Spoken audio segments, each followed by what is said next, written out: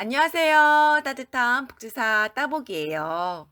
지난 시간에 제가 수급자가 통장 잔액에 대해 오해하는 내용 5가지에 대해 말씀드렸는데요. 영상이 어렵다고 하시는 분들 많이 계시더라고요.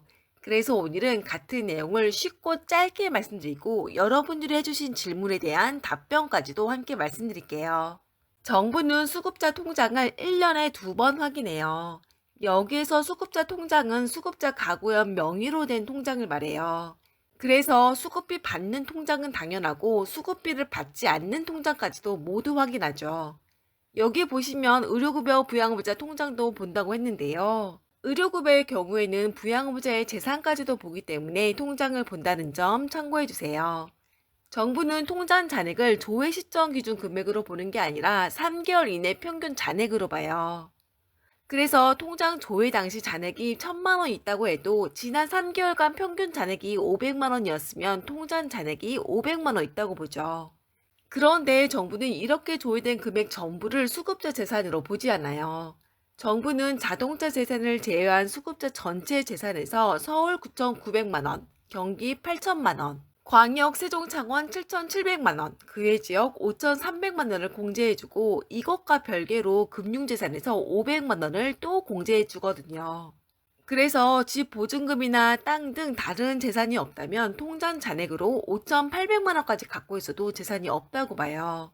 서울에 살면 1억 400만 원까지 갖고 있어도 재산이 없다고 보고요. 여기에 정부는 수급자도 마음 놓고 저축할 수 있게 해야 한다면서 수급자가 3년 이상 저축 상품에 가입한다면 1년에 500만 원씩 총 1,500만 원까지 공제해줘요. 그래서 이런 상품에 가입했다면 재산이 더 많이 있어도 수급자가 될 수 있죠. 참고로 청약저축의 경우에는 가입 기간이 따로 없어요. 그래서 가입한 지 3년이 넘었을 때부터 공제받을 수 있어요. 통장에 어느 정도 돈이 있으면 여기에 대한 이자가 붙을 텐데요.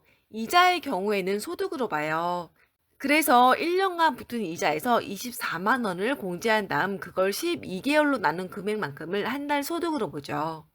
통장 잔액이 없어도 금융재산이 있다고 보는 경우도 있어요. 퇴직금이나 보상금, 보험금 등을 받았을 경우가 바로 여기에 해당하는데요. 이 돈을 통장에 그대로 뒀다면 다른 돈들처럼 그냥 금융재산으로 보지만 조금이라도 썼다면 정부는 그걸 어디에 썼는지 확인해요. 만약 그 돈으로 집 보증금을 올려줬다거나 집을 샀다거나 빚을 갚았다거나 의료비로 썼으면 괜찮지만 그게 아니라면 받은 금액에서 매월 기준 중위소득 50% 금액만큼 매월 차감해서 받은 금액이 0원이 될 때까지 돈이 있다고 보죠. 예를 들어 어떤 1인 가구가 보상금으로 1,000만 원을 받았다면 1,000만 원에서 매월 119만 원을 차감해요. 그래서 보상금을 받은 다음 달에는 1,000만 원에서 119만 원을 뺀 881만 원이 있다고 보고 그 다음 달에는 여기서 또 119만 원을 빼서 통장에 762만 원 있다고 보는 식이죠. 설령 이분이 보상금을 생활비로 다 써버려서 통장에 잔액이 하나도 없다고 해도 말이에요. 그래서 수급자가 보상금, 보험금 등을 받았을 때는 이런 부분 조심하셔야 돼요.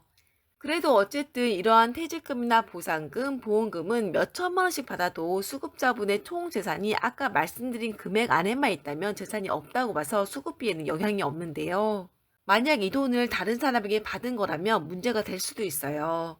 받은 게 아니라 빌린 거라도, 심지어 빌려줬던 돈을 받은 거라도 마찬가지인데요. 이렇게 받은 돈은 재산이 아닌 소득으로 보기 때문이에요. 그렇다고 받은 금액 100%다 그렇게 보는 건 아니고 일정 금액 이상 받았을 때만 소득으로 봐요. 그래서 이 부분 잘 확인하시고 받으셔야죠. 여기까지가 제가 지난번 영상에서 말씀드렸던 내용 플러스 여러분이 해당 영상에 단 질문에 대한 답변이었어요. 최대한 쉽게 말씀드린다고 했는데 도움이 되셨는지 모르겠네요. 오늘 영상도 시청해 주셔서 감사하고 다음 시간에 또 뵐게요. 너무나도 좋은 시간 보내세요.